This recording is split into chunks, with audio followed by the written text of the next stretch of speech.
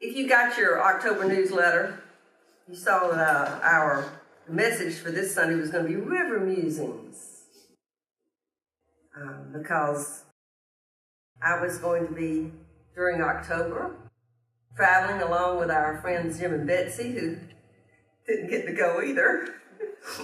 We were going to be cruising around on the rivers in southern France, away from all the politics and everything, enjoying ourselves, but also enriching our lives and nurturing our lives and just soaking up, having healthy things happen with our souls, you know. And I thought, surely as we do that, I will have enough inspiration so that when I get back on the Friday before this Sunday, I will be prepared to share a sermon on my musings on the river. Well, it didn't happen, of course. Life happened, and I didn't get to go. And so I immediately thought about this song and thought, I'll just pencil in ahead, Cry Me a River Musings. So I retitled the song, Cry Me a River Musings, and decided instead of those other kinds of things I was going to share about these times we have in our lives when we just lament. I was going to share a sermon about lamentations. Lamentations.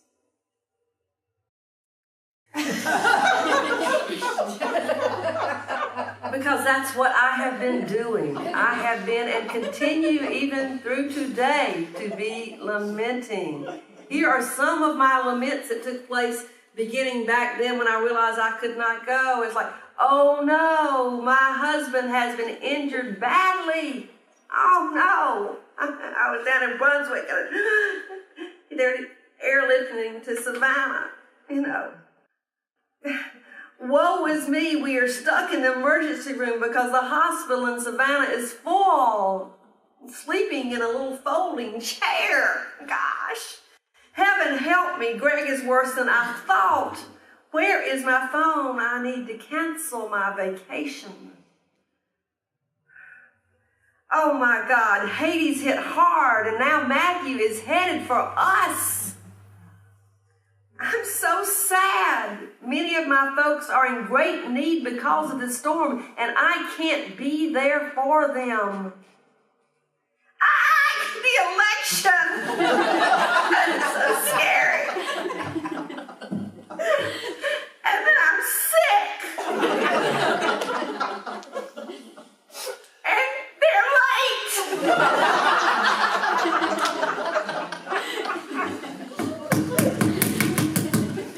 Lamentations. I lament. And that's okay. I know it's okay because there's a whole book in the Bible called Lamentations. It must be okay.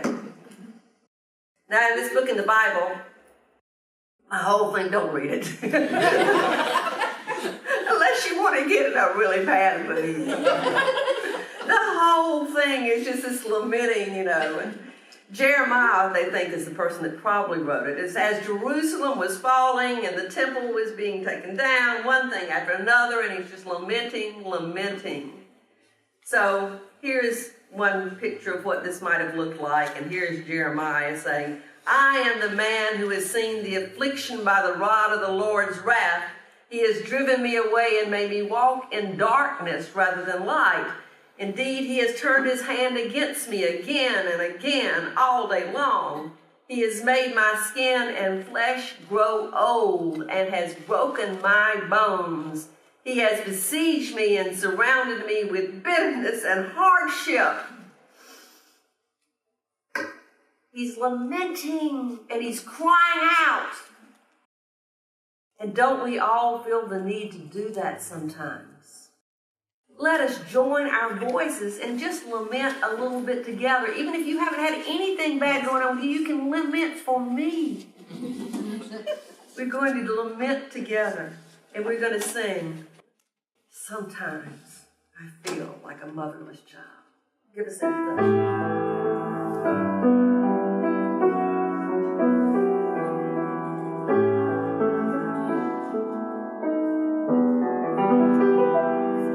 Sometimes I feel like a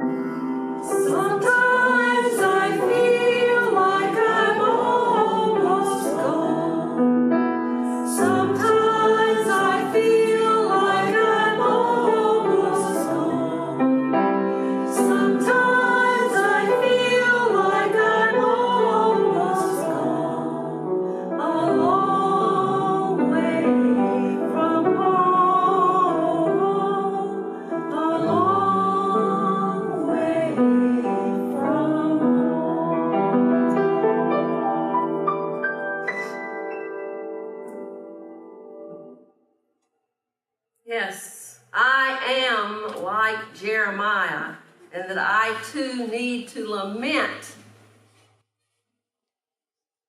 But I'm not like him as well, because I don't have the same theology as Jeremiah.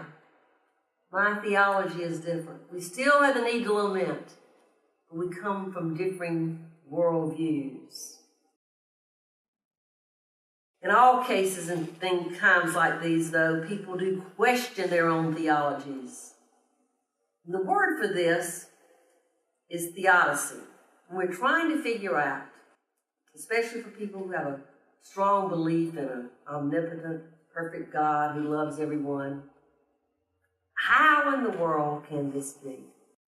How in the world can these things happen? Theodicy is a theological construct that attempts to answer the question, why does God permit evil? Why? And folks through the years have come up with different kinds of constructs to try to rationalize that, because it just makes no sense. Here are 4 of them. There's the contrast theodicy. It holds that evil is needed to enable people to appreciate the good. You would know that you were having it well if we didn't give you some hard times. There's that Job theodicy, if you remember the book of Job. It maintains that God allows evil to test your faith. Let's see if you can get through this.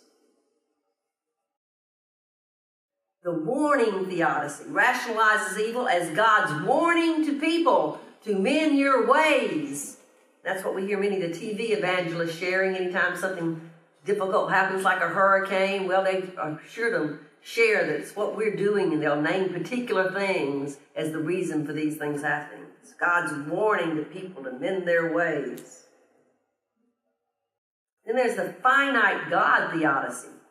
It maintains that God is all good, omnibenevolent, but not all-powerful, not omnipotent.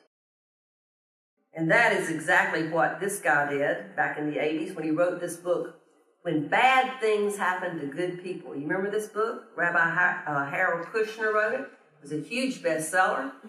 He came to Georgia Southern. Remember that? Yeah. Did you go? I did, and he signed I spoke to him, met him, and he signed my book. I don't know what I did with it. But, yeah, he was here, yeah.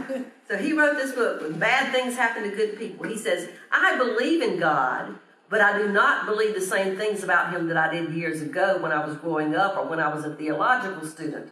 I recognize his limitations. He is limited in what he can do by laws of nature and by the evolution of human nature and human moral freedom. So that finite God theodicy, not all powerful. And then, of course, there are other religions. We have Siddhartha, who saw all the suffering and said, well, this is not right, this is not fair, and tried really, really hard to figure it out, and finally then sat under that tree and had some enlightenment about it. Came up with the 4 Noble Truths. Now, I pulled this slide off the internet. So these are worded in different ways by different folks. These may not be how you learn them. The first 2 are the ones we're really looking at in this message about Lamentations. But the first one is that suffering is the unavoidable accompaniment of physical existence. All life is suffering. Some translate this one as life is difficult. Others as stuff happens, Bad things happen. Life's tough. A lot of suffering. And then the second truth was that the suffering is caused by desire, by our wants.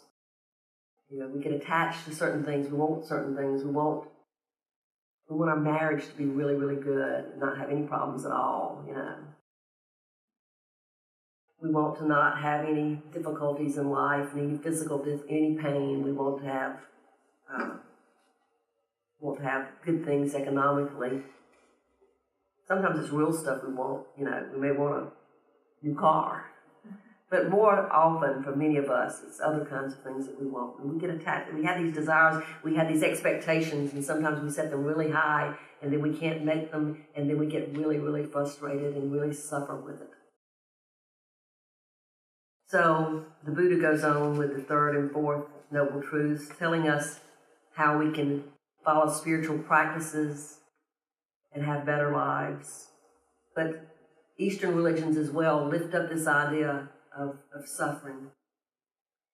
In all of these lamentations, all of these cries out in times like this, times like I've had, like you've had, there are questions that help us to hone our theological gaze, what we're talking about.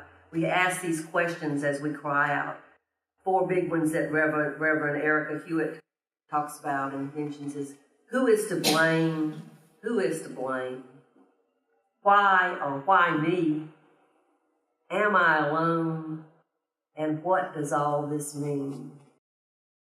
And I think there's a good frame to look at when we're thinking about our lamentations. First one was, who is to blame? Sometimes it really feels good to have somebody to blame. I was glad to see the accident report from Greg's accident, his bicycle accident, because it was somebody else's fault. Greg was doing right, and somebody else was to blame. I don't know, that made me sort of feel something, because I had someone I could point to. And then the witness came up and said certain things to him. Yes, that guy is to blame. This person is at fault. Sometimes we like to have a person or a force, like even the hurricane. It's Matthew's fault that we weren't able to get all our things done for work and everything. We didn't have any power. Someone to blame, something to blame. In both cases, like the accident and the hurricane, it can help us with insurance claims if we can find someone to blame, can it? And ferreting out the cause of suffering can sometimes help us prevent more suffering.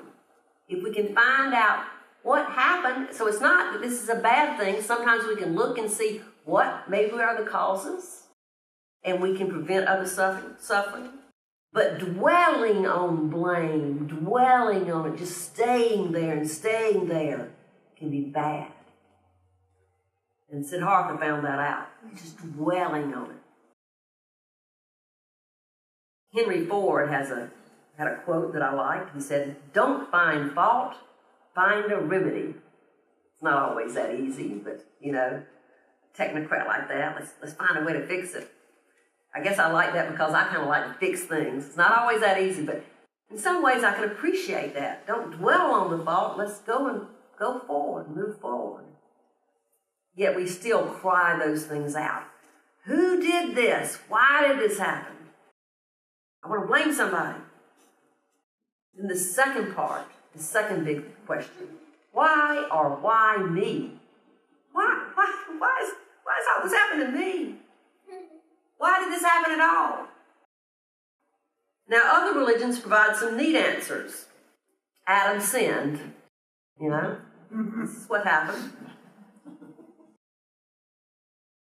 But does everything happen for a reason? Now, in here, we have different answers to that. We don't all think the same way about those kinds of things. I'll share mine with you since I'm standing in the pulpit now.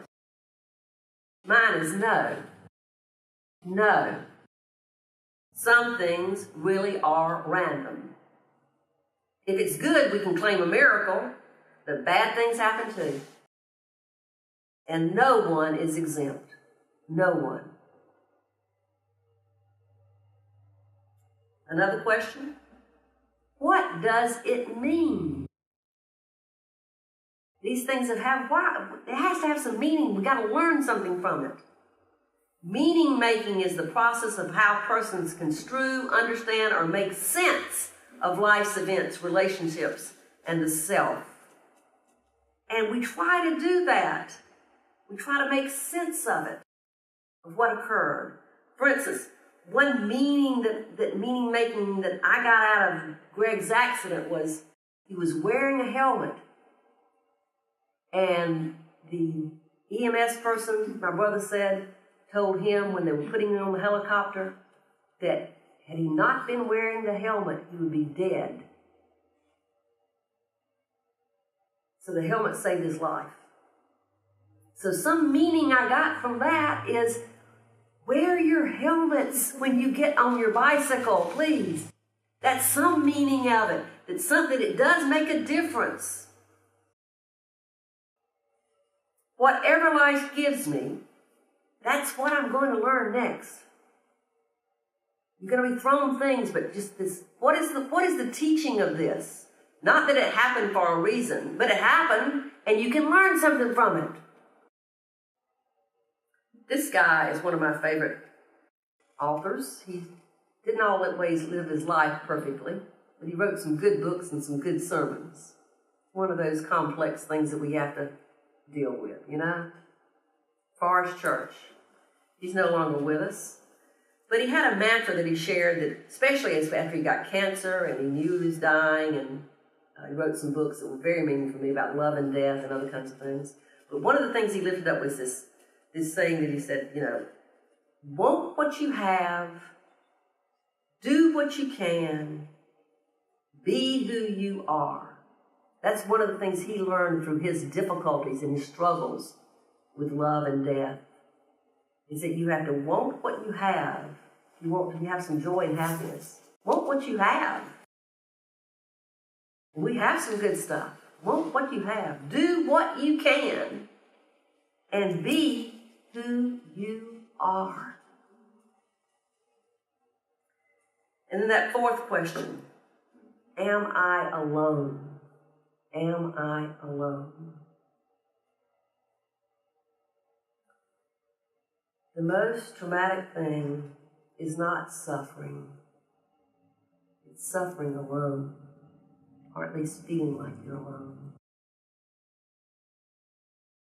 And this happens with many of us that may be in a big family. You know, it doesn't necessarily mean that those that are in a big family don't feel like sometimes like they're all alone. We need folks with us. We need to connect. I'm glad we have the internet and Facebook,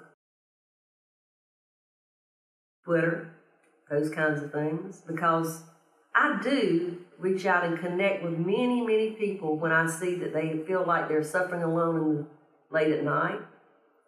And at least they have that connection. Sometimes you need a real hug, though, don't you? Sometimes you need a real hug. A real hug.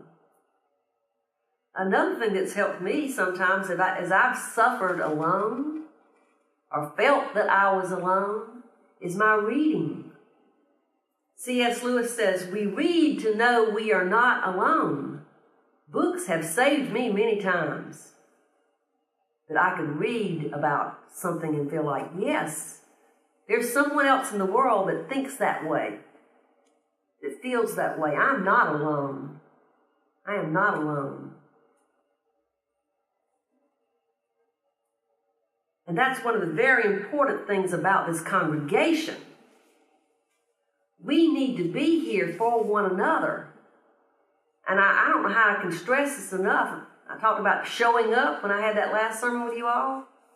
Even if you don't feel like you need to be here, we have to be here for other people. People need people. They might not need you to give them a lecture about their life, but they need you just to care, to give them a hug, to be there for them. Some people say we don't need church anymore. I think we do, because people need people. We need love. We need nurturing. And I am so glad that I have this community. I know I have this community. And when I'm feeling very, very down, I have folks I can share that with. And when I need help, like I'm sick this morning and don't even know that I can make sure the candles are there and the lights are lit, and I messaged 3 or 4 people and I said, I'm sick. Somebody do this for me. You know, people need some people. We need this congregation.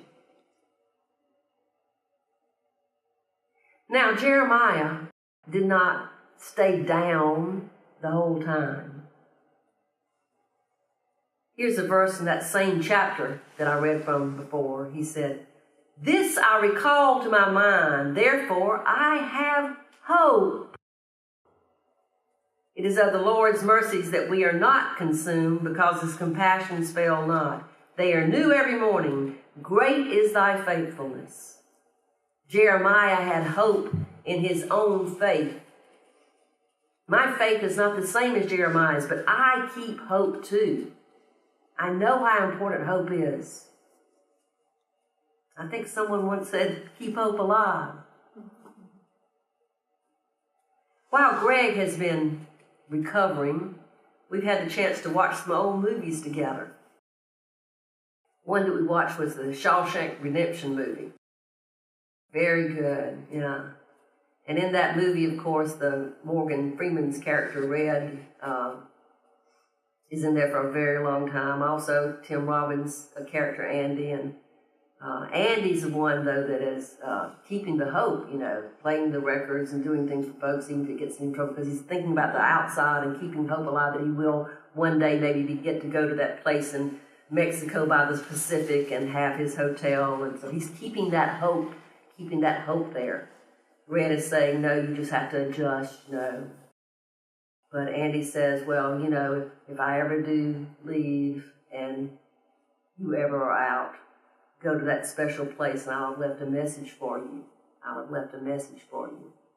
Indeed, if you remember the movie, Andy does tunnel away all through years, tunnels out behind the posters of the pinups.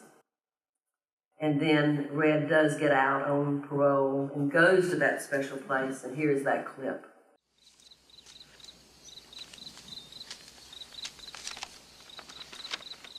Dear Red, if you're reading this, you've gotten out. And if you've come this far, maybe you're willing to come a little further. You remember the name of the town, don't you? Cehuateneo. I could use a good man to help me get my project on wheels. I'll keep an eye out for you, and the chessboard ready. Remember, Red, hope is a good thing, maybe the best of things, and no good thing ever dies. I will be hoping that this letter finds you, and finds you well. Your friend, Andy. Read it with me. Hope is a good thing, maybe the best of things, and no good thing ever dies. Amen. Blessed be.